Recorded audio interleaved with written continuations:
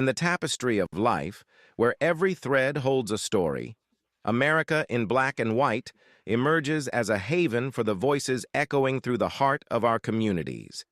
In this podcast, we wade through the rivers of our collective experiences, celebrating the vibrant hues of change brought forth by the whispers of hope and the roars of action. It's more than just a conversation. It's a journey into the heart of our society, illuminated by the light of those daring to dream and do. Join us, and let your voice be the melody that guides us toward a dawn where every color finds its place in the masterpiece of our shared destiny. Together, let's paint a future brimming with the positives that dwell in our minds and the actions that shape our world. Good evening, ladies and gentlemen, and welcome to this Wednesday night special of America in Black and White. I'm your host, Charles King, and let me tell you guys in the beginning how this show is going to work tonight so we can move forward. Um, First things first is tonight, this is going to be a very loaded episode, and there are some things that, a lot of people are just not comfortable with, but I'm comfortable enough where I can actually speak on some of these things. Some of you might not like this, some of you might. But the thing is, the truth is always going to be the truth. And for me, it's about how this affects not just myself, but everyone in this country, especially those in underserved and marginalized communities. I'm going to start off where I'm going to do a Black history reflection.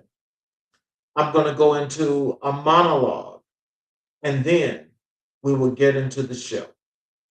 So, with that being said, I'm going to start with a Black history reflection on a very positive but strong woman that had a lot of influence in our community, and I will never forget the strength that she displayed.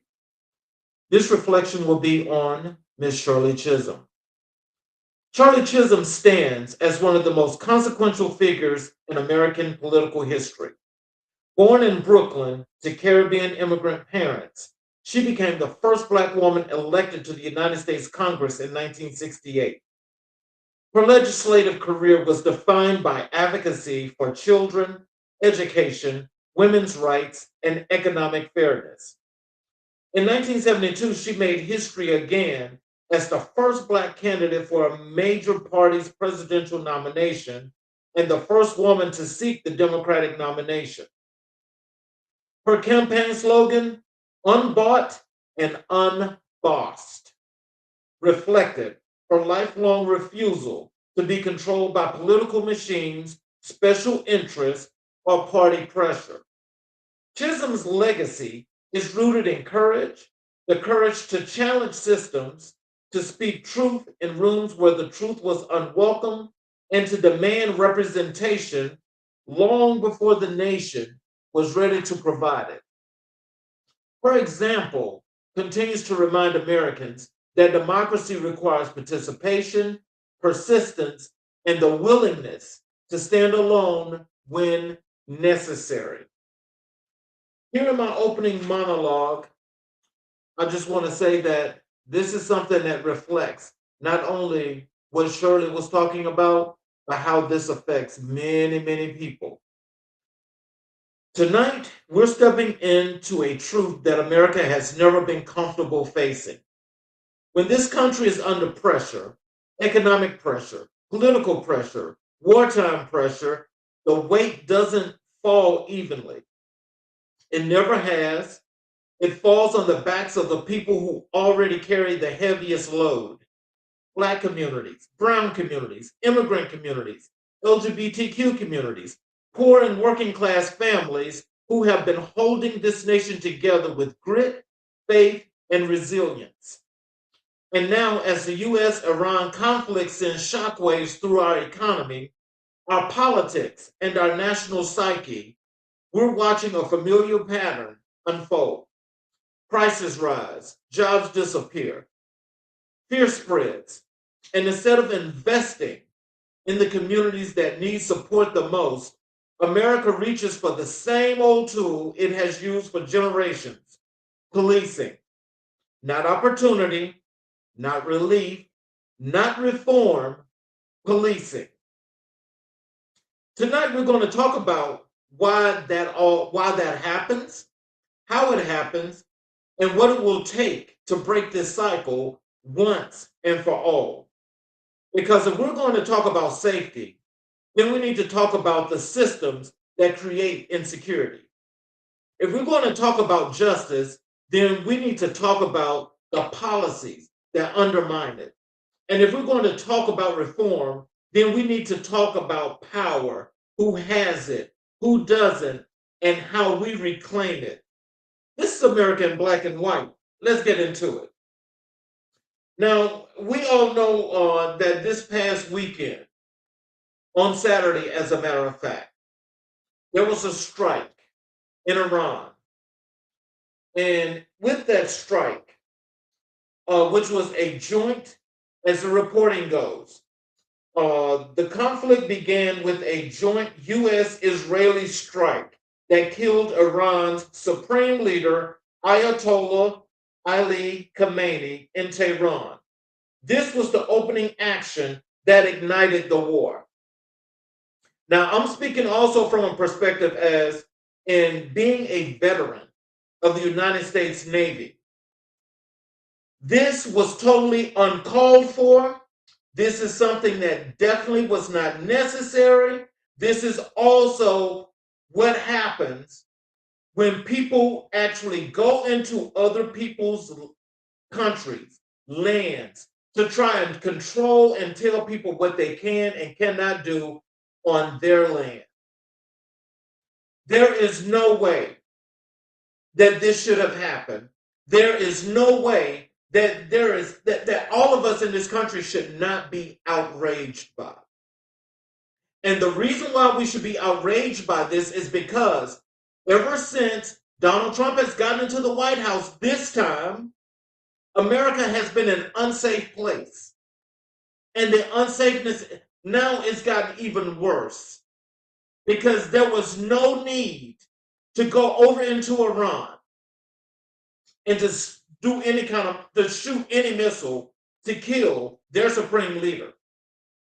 Now, as we get deeper into this, you know, the influences and other things that contributed to this are some things that we all should be outraged by. If you're an American citizen, you should be outraged by this, and you should not stand by and support what is happening right now.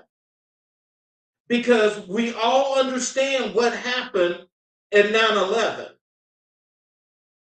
And I'm sure that you all remember when they went over into Iraq and did what they did, and the retaliation was catastrophic.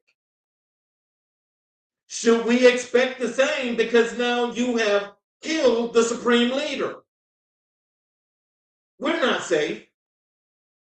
We're not safe. But what they're doing is, here in our press especially, are they're giving us a bunch of coverall instead of actually covering the direct truth as to what went into this and why this happened. Now, according to reporting, the U.S. offered several justifications: preemptive strike against Iran's missile capabilities, Navy and drone systems, claims that Iran posed an imminent threat to U.S. forces and allies. A separate explanation from Secretary of State Marco Rubio said the U.S. acted because Israel was preparing to strike Iran and the U.S. forces would be targeted in the aftermath, so the U.S. moved first. See, these are the kind of lies. These are the kind of games that are being played that makes this country much more unsafe, because they're going in because of someone else. Someone else is telling them what to do. And I'll tell you who is controlling this whole entire thing. And so remember, the DEI hire that actually started this war, you know, how can you take away DEI, but then you want to say that you're the leader of this country, but you make dumb moves like this? You know, this really is a major problem for each and every last one of us. We're already feeling the prices of gas rising. They were already high, but they tried to come down a little bit after taking the oil and gas from Venezuela. But now we're doing this. We're going in and we're actually siding with somebody else without the real support that America has always had. These shifting explanations have been widely noted in reporting. And so what we need to understand is, what does this have to do with Israel? Israel is deeply intertwined in both the planning and the execution. Again, Israel is deeply intertwined in both the planning and the execution of this mission. But America shoots the first missile to kill the Ayatollah. Israel and the U.S. planned the attack for months, tracking Khamenei's movements and coordinating timing. Israel has long viewed Iran as an existential threat, citing its nuclear program and missile development. Israeli leadership publicly stated the goal was to remove Iran's ability to threaten Israel and to create conditions for Iranians to take their fate into their own hands. Some analysts argue the war aligns more closely with Israel's strategic goals than America's. So now think about this. And this is not even, for me, this is a part of foreign policy that I definitely don't agree with, because for one thing, those people that were over in Palestine and over there in that canal, that was their property. That was their land. Israel didn't become an actual state between 1958 and 1968. Okay? That's with the help of America moving Palestine over and taking part of its land to give it to Israel, which were people that came from Germany. They came from Europe. These are not real Israelis that are there that's doing this right now. So this is land that's stolen, but they're taking the opportunity to do what America has done when it came to the U.S. to take this land in the beginning. I don't agree with that. I agree that anybody should live wherever they want to live, but if it's not yours, how can you take it? That's not foreign policy. That is not foreign policy. I'm sorry. But then to also attack Iran because of what you think they're going to do, which they have done nothing. They have done nothing, but you want to go and attack Iran. But America is doing this to back Israel, which its allies are backing away from America. Again, all of this makes us unsafe. This makes us unsafe.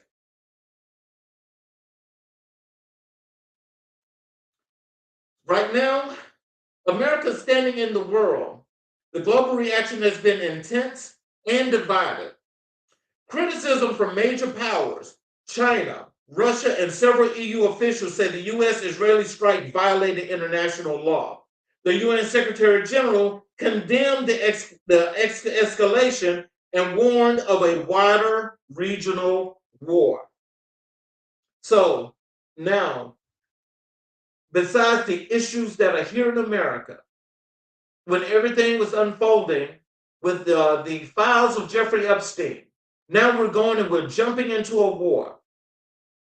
This is to throw people off, to make people forget about what has happened in the Jeffrey Epstein files.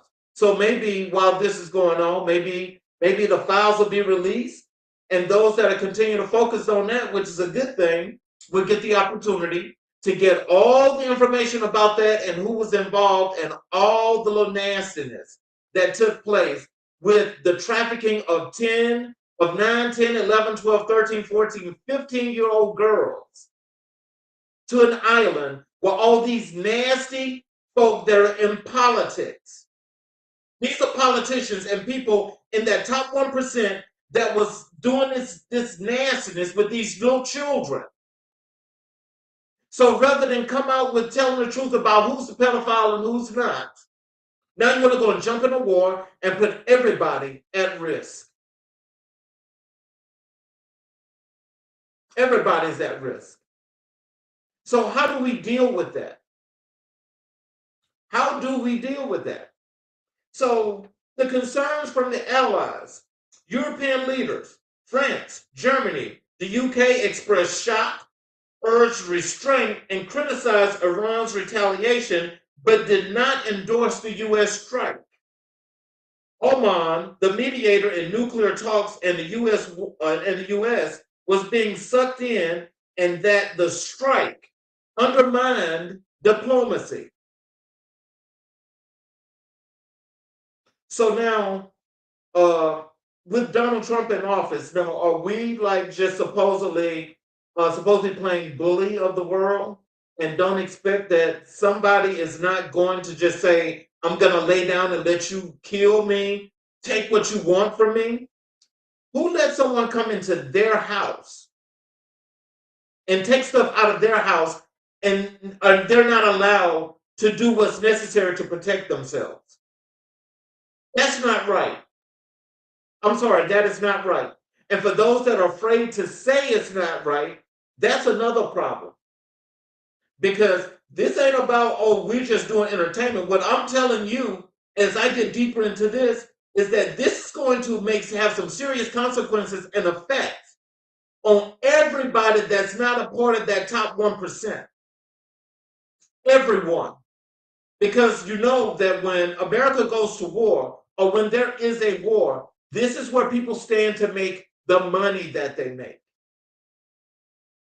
This is how they make all of that money for people like you and I that are trying to live our lives in the best way possible and be as frugal as possible, are not allowed to do that because everything is being put to the point that affordability is the main issue. So there was mixed support. Some allies support U.S. goals in preventing Iran from obtaining nuclear weapons, but few have joined unilaterally or militarily. The UK placed forces on alert but did not participate in the attack. Overall, America's standing is strained, and with many partners urging de-escalation rather than alignment. They know that this is wrong and that this should not have happened. I'm sorry, this should not have happened. And I will say that I can rest assure you that for those that are active duty and those that are veterans like myself, I can honestly believe that the majority would not be supporting a war with Iran. I would not be doing that. And see, this is where our problem gets worse. Because now, as we go down this road, we've got to figure out, one, not only how do we get out of this, but what's going to take place?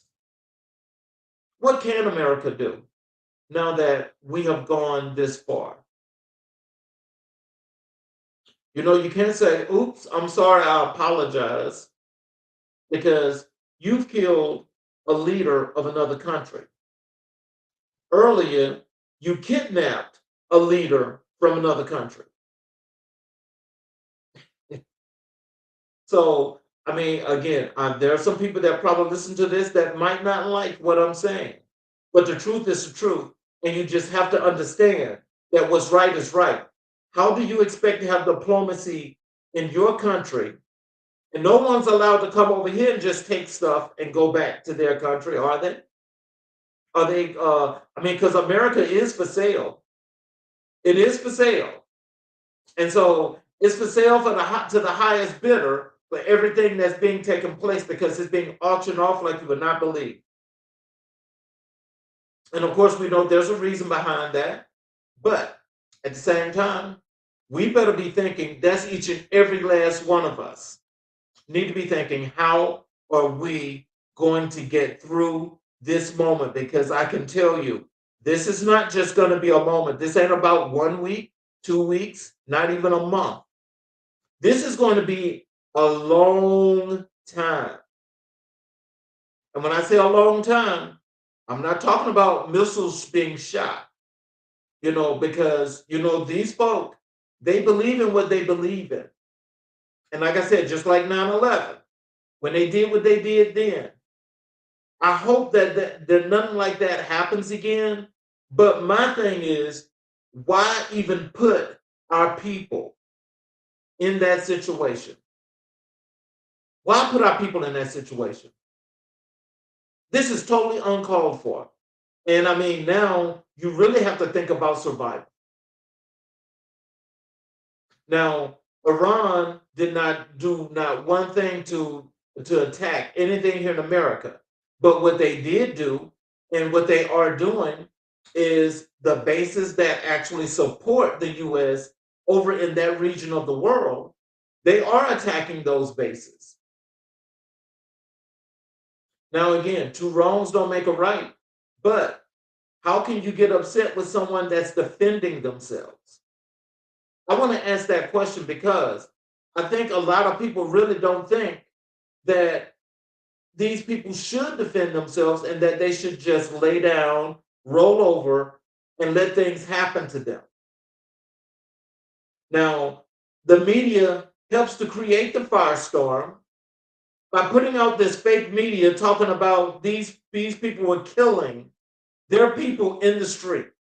Now, I want you to think about this because this is the pot calling the kettle black. Because if they were killing their people in the street, what gives America the right to go over there and do what they're doing? Because it happens to black and brown people here in America every day. And nothing's ever done about that. So tell me, where does the right come in that?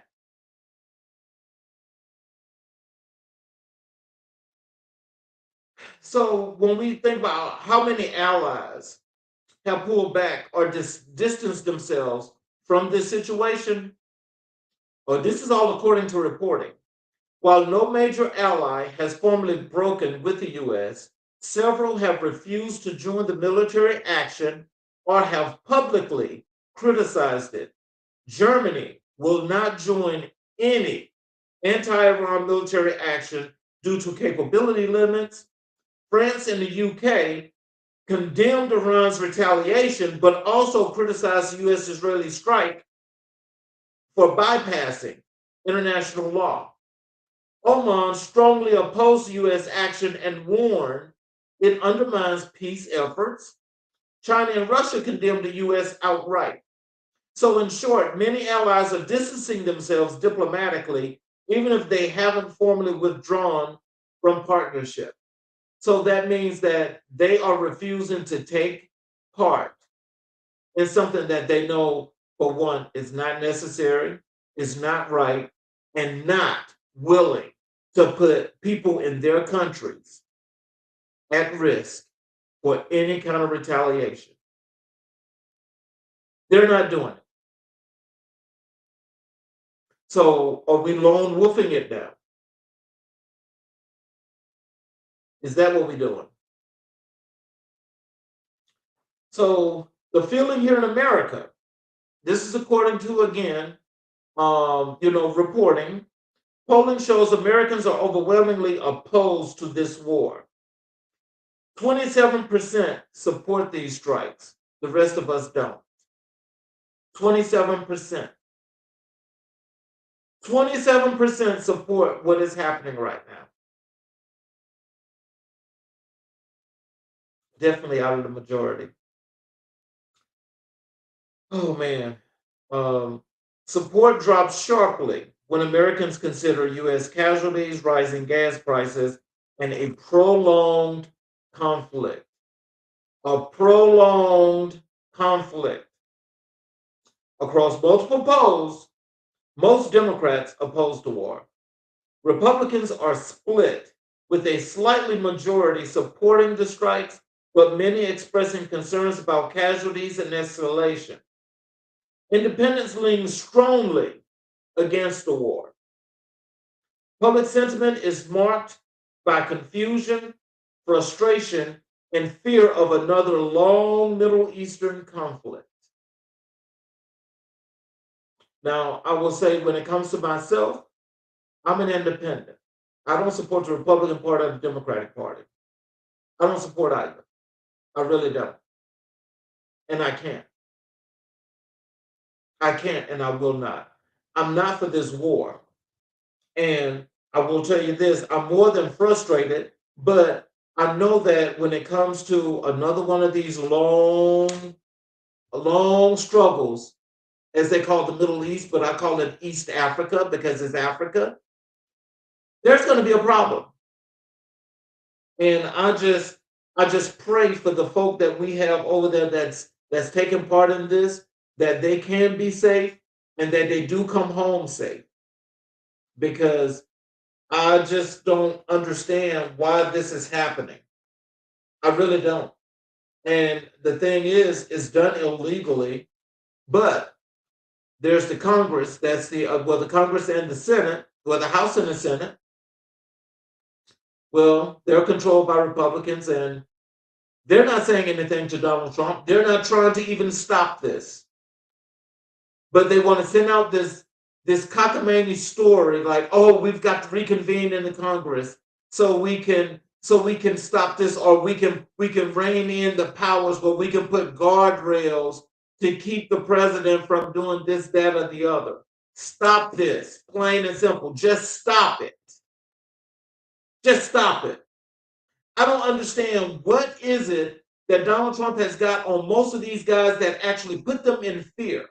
So apparently, if these folk have been in uncompromising positions doing things that they should not do, that he has information on or got proof of, it's a little late for that now.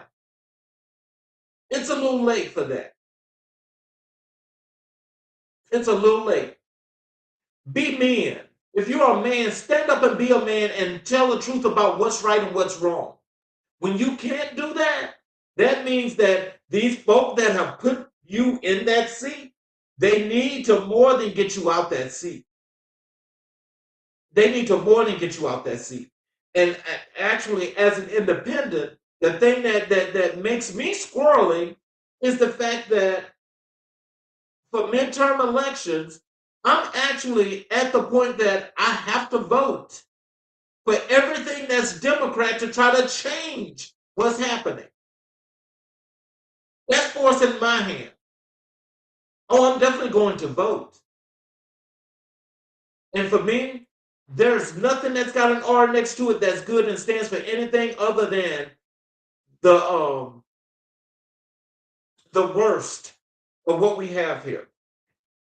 But I want to talk to you guys about the people and how this affects the people and who's affected more than anyone. Okay. Um, so with this, uh, after the Civil War, economic collapse led to black codes, vagrancy laws, and convict leasing, criminalizing black poverty to rebuild the Southern economy. So let me read that again. After the Civil War, economic collapse led to black codes, vagrancy laws, and, and convict leasing, criminalizing black poverty to rebuild the Southern economy.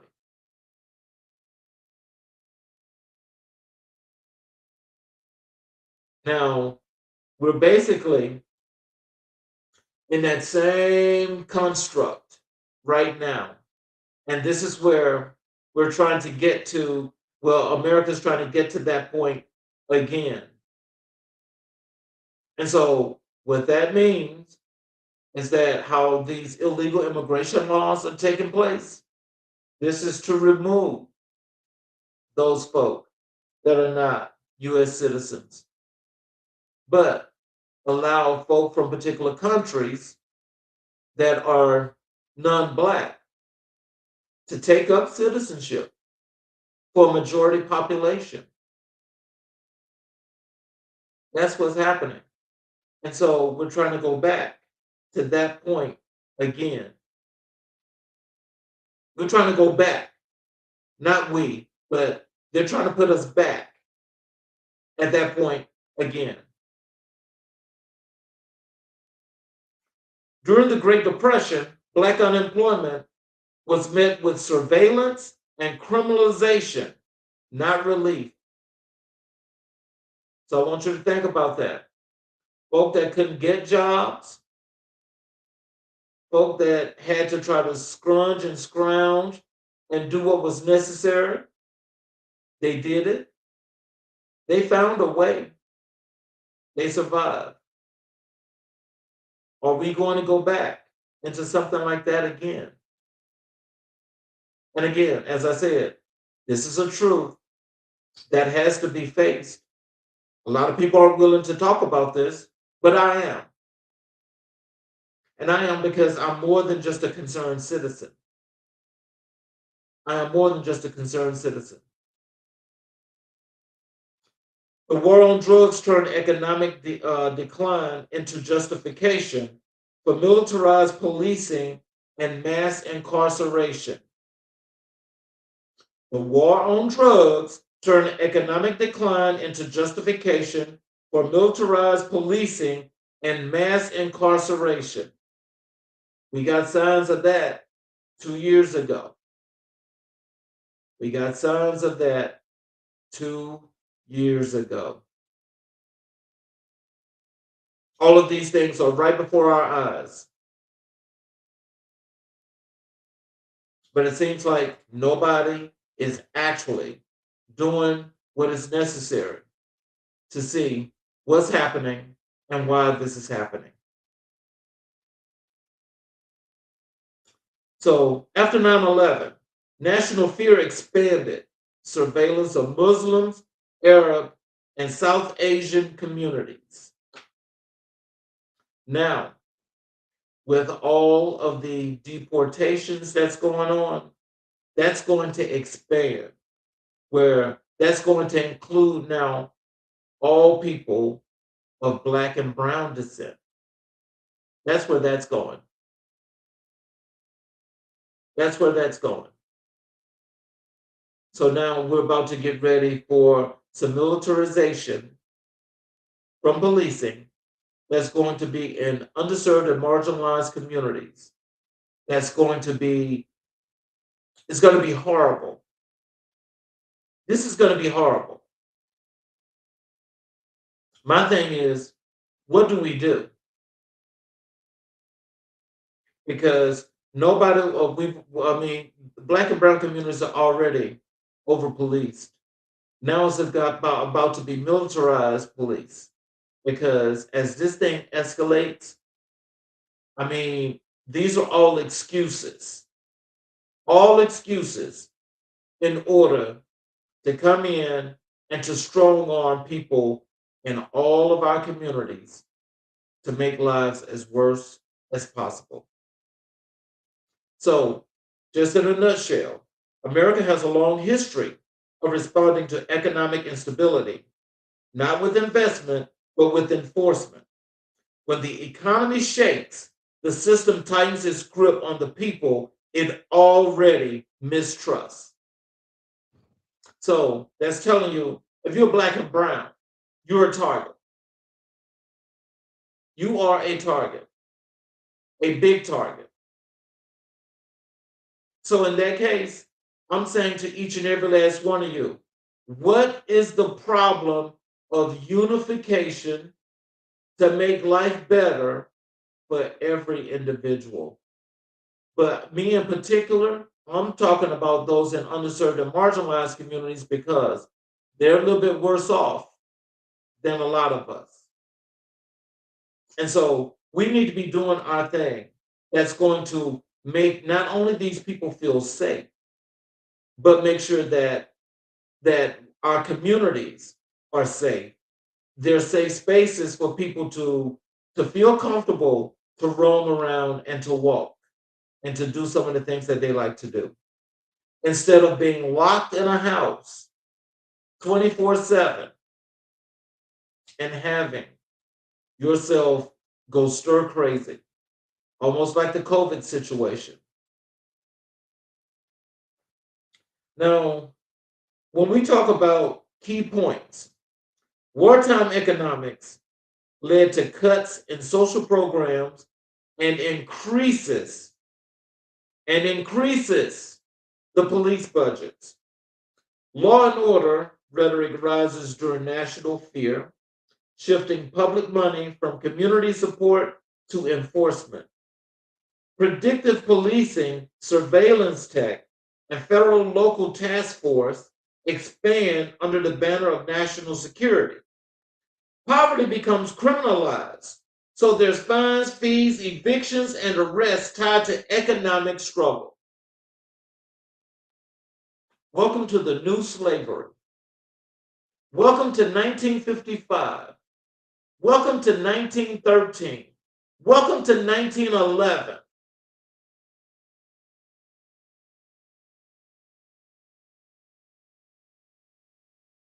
That's what this is right here. That's what's happening before our eyes. And we still have people, especially those that look like myself, that are refusing to unite and work together as one. Remember, together we stand, divided we fall. And right now, this message that's being sent is being televised. It's televised, but it's not being received for some strange reason. This message is televised. And this, what I just read to you, is the policy lens, which means this is how today's economic pressure expands policing. Expands policing. And so I'm going to read these points for you again because I'm telling you, this is where we're going and this is what's happening right now. Wartime economics lead to cuts in social programs and increase in police budgets. They did that already where they cut the social net. Okay? But the policing budget did increase. When you talk about law and order rhetoric, okay, it's not just rising, okay, because national fear is here, okay? Now, let's start shifting public money from community support to enforcement. So I want you to think about this. Remember when we're in this partial shutdown. Before this partial shutdown of the government, remember the Senate had the House pass a 1.2, I think it was a 1.2 billion or 1.2 trillion dollar bill that actually not only funded part of the government, which was national security, but it also allows for house money to do whatever it needs to be done while this is taking place. Come on now. This is the truth that I'm telling you guys. And this is not about even stoking fear because again, if we work together, we can combat this. But so many people are got that crabs in the barrel syndrome where I don't want this person to have more than I got. I ain't doing this because I'm not going to get anything out of it. That's kind of like what this administration is doing. It's kind of like what they're doing because, you know, I don't understand how somebody can can just break laws and take money and get rich. Get rich while working in the federal government in this way. Going in poor as hell, but about to come out as a billionaire. Mm. Talking about the pot doing what it needs to do. I tell you. Now we're also talking about again, as I was talking about, the predictive policing. Now you're gonna have the surveillance tech, federal local task force expanding under the banner of national security. Now, see, that's in the works right now. That's in the works right now as I'm speaking to you guys right now. That's in the works. So I can guarantee you in the next 2 weeks, we're going to have some kind of increase in national security and policing that's going to more than criminalize people that are in underserved and marginalized communities and start arresting people pretty much for no reason but what they say they're going to do. It's basically just like what ICE just did. ICE was the test. ICE was the test.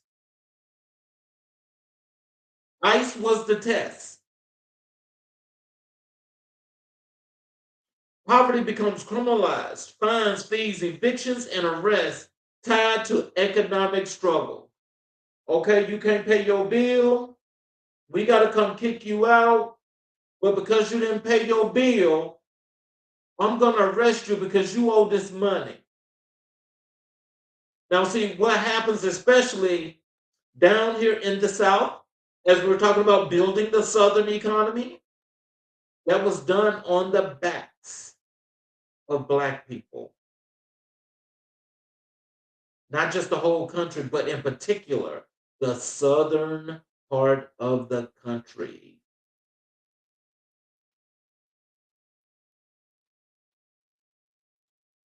Now, if that's happening, what are you going to do about it? How are you going to plan? This war is the start of a real serious terror. So to frame this up, the system isn't malfunctioning. It's functioning exactly as designed. When resources shrink, policing grows. When communities need support, they get surveillance. When people need opportunity, they get control.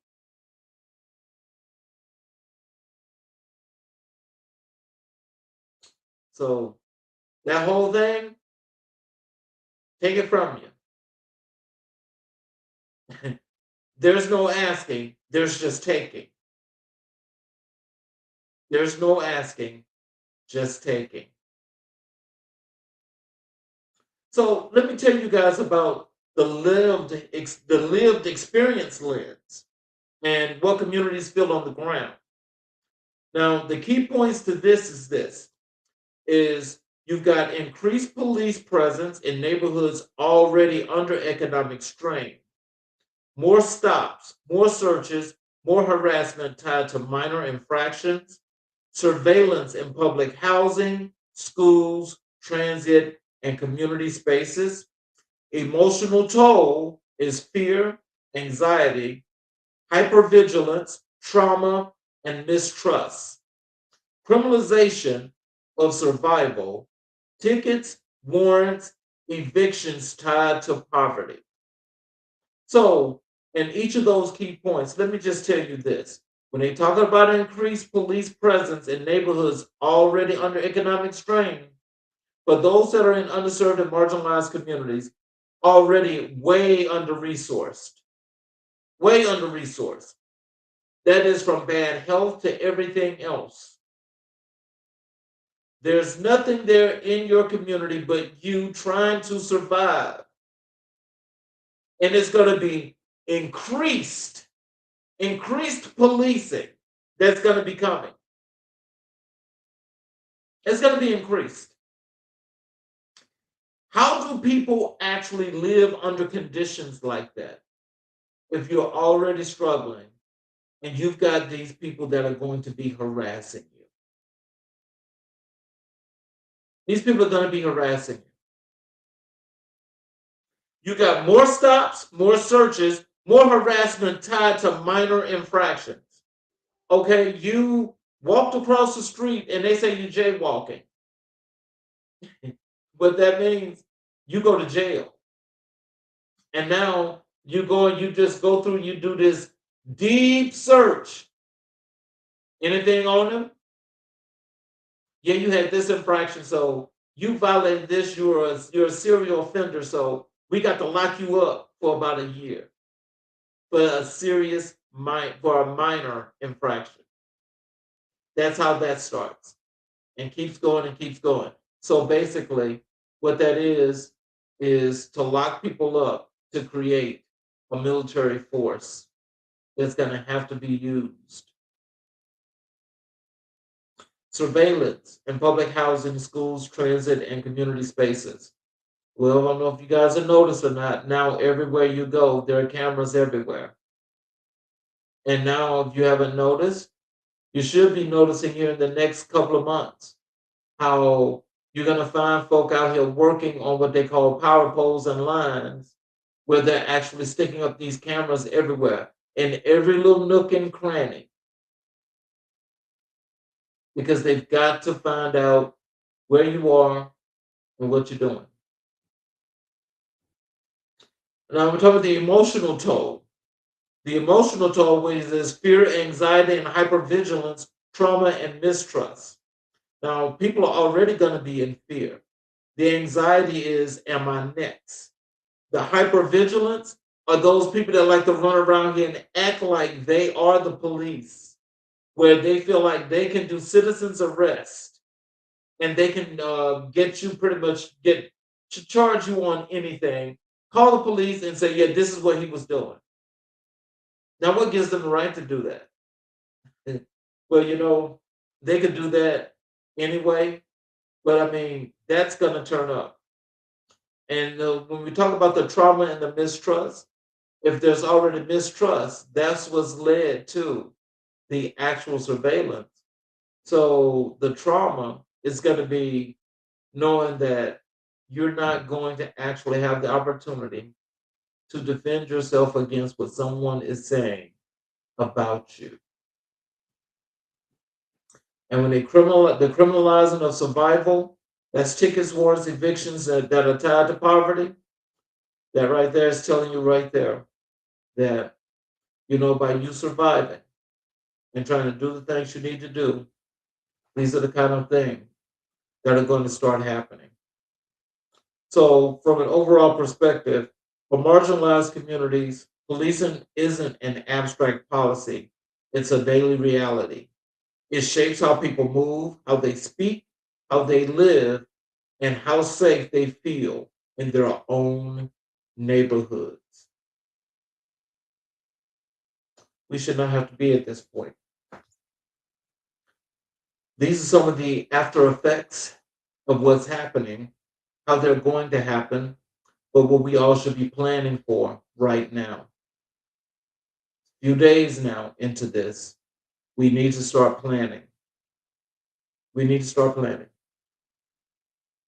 Now, in order to have real change, from systemic reforms, what it requires.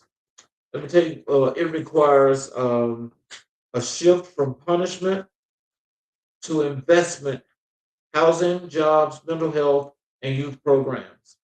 Redesign accountability, independent oversight, data transparency, ending arrest based on incentives, decriminalize poverty, end fines and fees, traps, remove police from one violent issue, shrink the footprint of policing, alternative responders, restorative justice, community based safety.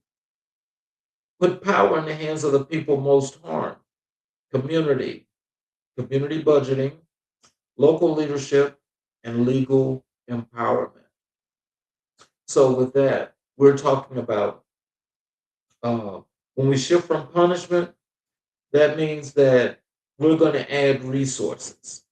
There need to be more resources added especially to marginalized and underserved communities, because despite the jobs that these people have, they might not be, $100 and $200,000 a year jobs, but people have to survive and they have to do what's necessary. So we have to give more resources like that. Employers got to get better with what they're doing. When we talk about redesign accountability, when we say independent oversight, data transparency, ending arrest based incentives, there's no incentives for how many people you give a ticket. Take that away. There's no incentive for how many black people you can arrest, how many black men you arrest, how many black men have you killed. Take that away. Decriminalize poverty. End fines and fees, traps, remove police from nonviolent issues. You see, that's when it goes so far that it's escalated. Everything gets escalated. And it's escalated for the wrong reason. We need to stop doing that. And so as restrict the policing, the footprint of policing that is, and put power in the hands of the people that are in these areas that can actually lead them. That's what should be done, where you put the resources there to make things better. And so, from an overall perspective for this, I just want you guys to know that reform isn't about making policing kinder. It's about making communities stronger. It's about shifting power, shifting resources, and shifting the definition of safety from control to opportunity. Now, as we've gone through that, I want to tell you guys, I honestly, you know, and the love that I have for this country because I actually served it and I served it honorably. I got to tell you, I think each and every veteran out there has done the same thing. Well, most of us have. There's some that's been dishonorably discharged, but still, I think for those that have served this country, you should have a say in how this works. This should not be about people that have never served this country, but were put in place because people in that top 1% have bought these people to go out to sell a beautiful, beautiful story that would have you elect them and put them in office. We need to get away from that. We need to start working within all of our communities where we need to make sure that we've got somebody that's actually leading and doing some things in all of our various communities. As Shirley Chisholm said, that's not bought and it's not bossed. If you're unbought and unbossed, that creates a problem for that top 1% because that means they cannot control you. They cannot tell you what you can, what you will do, and how you will do it. And stop this thing with taking people's land and property and all of these other things because you feel like you are justifiably entitled to that. No, that don't work. I think you start running around here and you're taking people's property because you're saying you can. That's a problem. That's a major problem. And what I will tell you is that I know myself, and I'm quite sure a lot of people are not standing for that. Because just on principle alone, if I have not done anything to violate any rule or any law, what's the justification of coming to my house and telling me that you're going to seize my property? Why? When you're black and brown, they feel like they don't have to give you an answer.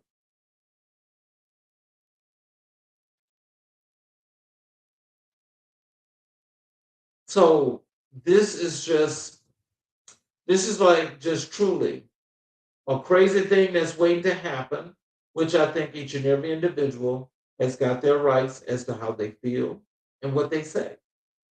That's your right. Like, this is my right to tell you what is being reported and how this looks when it comes to communities. This is my right to tell you. This is what I would do to tell you, regardless of the case. I can tell you this way, or I can write about it. Which one would you feel most comfortable with? Me telling you or writing it? You shouldn't be comfortable with either. You shouldn't be comfortable with either because neither of them were meant to make you feel better. Hmm. Well, I will say, before I do my closing monologue, I want to say this for each and every individual that's watching on any of our channels. I want to ask you if you would please support us by subscribing and enabling all notifications. I will hope that you will do that for us. And I will say that, I want you guys to make sure that you're paying attention as to what's happening because you've got to be strategic, not only in what you're seeing, but what you're hearing, because you're going to have that ability to critically think. So, as far as my closing monologue, I just want you to know I call this the courage to build what we've never had. As we close tonight, I want to leave you with this truth. Systems don't change because they're broken. Systems change because people demand something better. And right now, in the middle of a war that's shaking economies and stirring fear, we have a choice to make. We can let the old cycle repeat, more policing, more surveillance, more punishment for the people who already carry the weight of this nation. Or we can decide that this time we will not let fear write the policy. We will not let pressure justify oppression. We will not let war become an excuse to abandon justice and home. Systemic reform is not a dream, it's a decision. It's a commitment to invest in people instead of punishing them, to build safety instead of enforcing silence, to create opportunity instead of criminalizing struggle. And it starts with us naming the truth, challenging the narrative, and refusing to accept system that harms the very communities that have always held America together. Because of this country, because if this country is ever going to live up to its promise, then the people who have been pushed to the margins must finally be moved to the center of the conversation, the policy, and the power. This is America in Black and White. I'm your host, Charles King, and we're just getting started because I will see you guys again tomorrow for another great show. And please, I hope you guys come watch, join us, and learn of the great things that's happening here on America in Black and White. Have a good night.